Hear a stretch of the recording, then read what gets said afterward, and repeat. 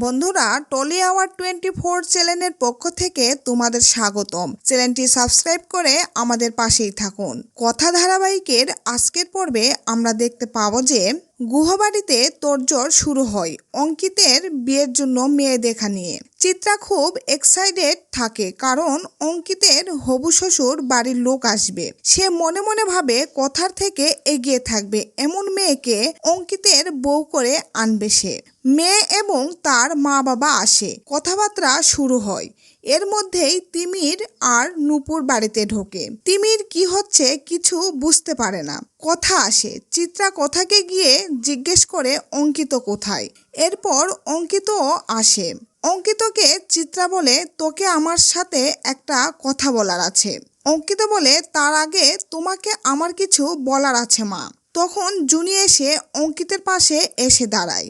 চিত্রা জুনিকে দেখে জিজ্ঞেস করে, জুনির কি বিয়ে হয়েছে নাকি? কার সাথে হলো বিয়ে? তখন অঙ্কিত বলে, আমি জুনিকে বিয়ে করেছি। চিত্রা বলে, তোর এ মজা করার অভ্যাসটা গেল না অঙ্কিত।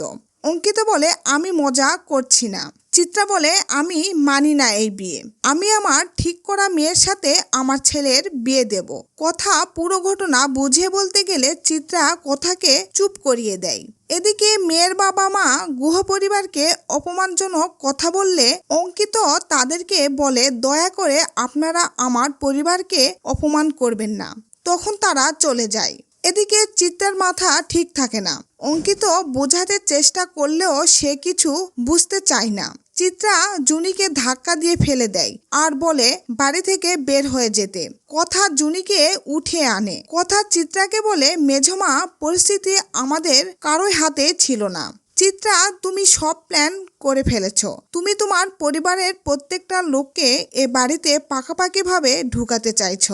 চিত্রা কথাকে চড় মারতে গেলে অগ্নি এসে আটকায়। তো দর্শক, এই ছিল কথা ধারাবাহিকের আজকের আপডেট। পরবর্তী আপডেট সবার আগে পেতে আমাদের চ্যানেলটি এখনই সাবস্ক্রাইব করে আমাদের পাশেই থাকুন।